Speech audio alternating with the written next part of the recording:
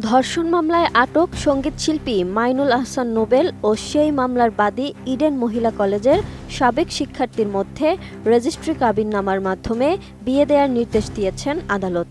উভয়ের সম্মতি সাপেক্ষে এ বিয়ে সম্পন্ন করে আদালতকে অবগত করার জন্য নির্দেশ দেওয়া হয় কারা কর্তৃপক্ষকে। জাতীয় গণমাধ্যম সূত্রে 18 জুন ঢাকার মেট্রোপলিটন ম্যাজিস্ট্রেট নাজমিন আক্তারের আদালতে নোবেলের আইনজীবী একটি আবেদন করেন।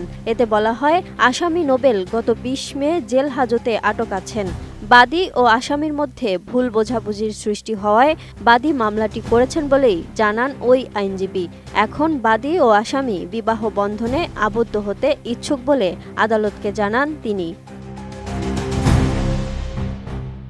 পরে আদালত বিয়ের ব্যবস্থা করার জন্য প্রয়োজনীয় ব্যবস্থা নিতে কারা কর্তৃপক্ষকে নির্দেশ দিয়েছেন। এর আগে গত 19 মে দিবাগত রাত 2টার দিকে ডেমরা স্টাফ কোয়ার্টারের বাসা থেকে নোবেলকে গ্রেপ্তার করে পুলিশ। ইডেন মহিলা কলেজের সাবেক এই শিক্ষার্থীকে বাসায় আটকে রেখে জোর করে ধর্ষণের অভিযোগে রাজধানীর ডেমরা থানায় করা মামলায় তাকে গ্রেপ্তার করে পুলিশ। 20 মে ঢাকার চিফ মেট্রোপলিটন ম্যাজিস্ট্রেট আদালতে তাকে হাজির করে পুলিশ। এ সময় মামলার তদন্ত শেষ না হওয়া পর্যন্ত তাকে কারাগারে আটক রাখার আবেদন করেন মামলার তদন্তকারী কর্মকর্তা। অপরদিকে নোবেলের আইনজীবী জামিনের আবেদন করেন। উভয় পক্ষের শুনানি শেষে ঢাকার মেট্রোপলিটন ম্যাজিস্ট্রেট জিয়াউদ্দিন আহমেদ তার জামিন নামঞ্জুর করে কারাগারে পাঠানোর আদেশ দেন। RICL TMX, যুগের পর যুগ স্থাপনা থাকে মজবুত।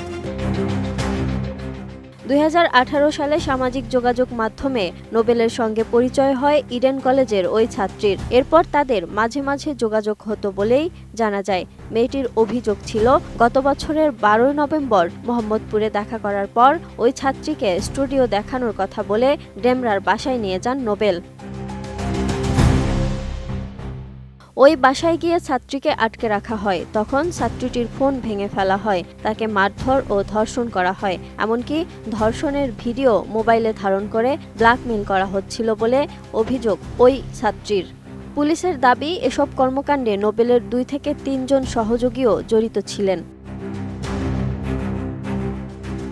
7 মাস ধরে ছাত্রীটি ওই বাসায় বন্দী ছিলেন। সম্প্রতি সামাজিক যোগাযোগ মাধ্যমে নোবেলের একটি ভিডিও ভাইরাল হয়, যেখানে তাকে একজন নারীকে সিঁড়ি দিয়ে টেনে হিঁচড়ে নামাতে দেখা যায়।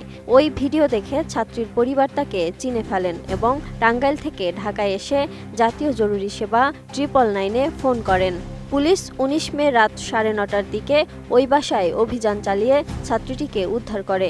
অভিযানের সময় নোবেল পালিয়ে যান, তবে প্রযুক্তির সহায়তায় রাত 2টার দিকে তাকে গ্রেপ্তার করা হয়। আদালতের নির্দেশে কারা কর্তৃপক্ষ কবে এই বিয়ের আয়োজন করে, এখন তারই অপেক্ষা। Lima Sayanti, desk report, ATN news.